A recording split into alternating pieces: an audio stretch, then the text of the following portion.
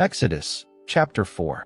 Moses answered, "But, behold, they will not believe me, nor listen to my voice, for they will say, 'Yahweh has not appeared to you.'"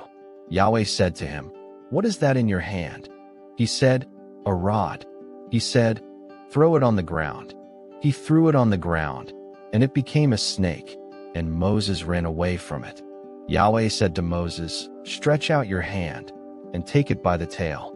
He stretched out his hand, and took hold of it, and it became a rod in his hand, that they may believe that Yahweh, the God of their fathers, the God of Abraham, the God of Isaac, and the God of Jacob, has appeared to you.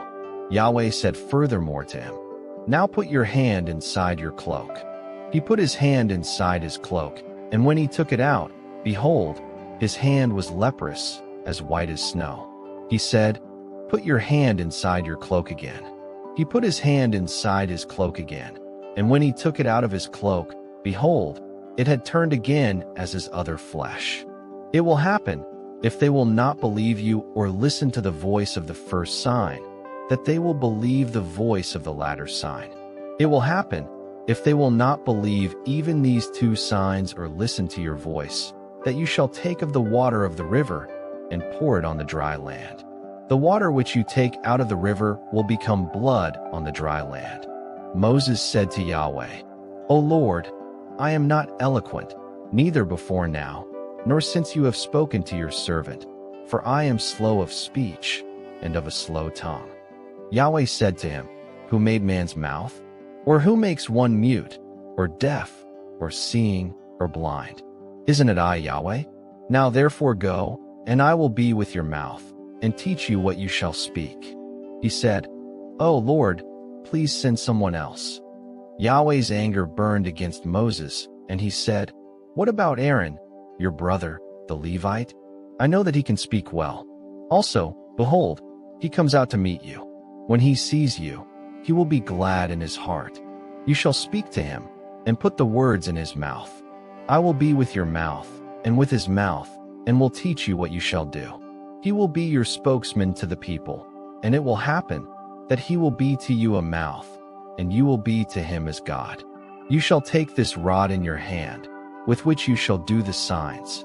Moses went and returned to Jethro his father-in-law, and said to him, "Please let me go and return to my brothers who are in Egypt, and see whether they are still alive." Jethro said to Moses, "Go in peace." Yahweh said to Moses in Midian, "Go, return into Egypt, for all the men who sought your life are dead."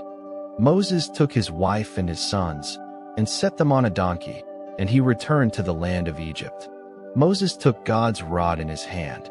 Yahweh said to Moses, "When you go back into Egypt, see that you do before Pharaoh all the wonders which I have put in your hand, but I will harden his heart, and he will not let the people go. You shall tell Pharaoh, 'Yahweh says, Israel is my son, my firstborn, and I have said to you, let my son go, that he may serve me, and you have refused to let him go. Behold, I will kill your son, your firstborn.'" On the way at a lodging place, Yahweh met Moses and wanted to kill him. Then Zipporah took a flint and cut off the foreskin of her son and cast it at his feet. And she said, "Surely you are a bridegroom of blood to me." So he let him alone. Then she said, "You are a bridegroom of blood, because of the circumcision." Yahweh said to Aaron, "Go into the wilderness to meet Moses." He went and met him on God's mountain and kissed him. Moses told Aaron all Yahweh's words with which he had sent him, and all the signs with which he had instructed him. Moses and Aaron went and gathered together all the elders of the children of Israel. Aaron spoke all the words which Yahweh had spoken to Moses, and did the signs in the sight of the people.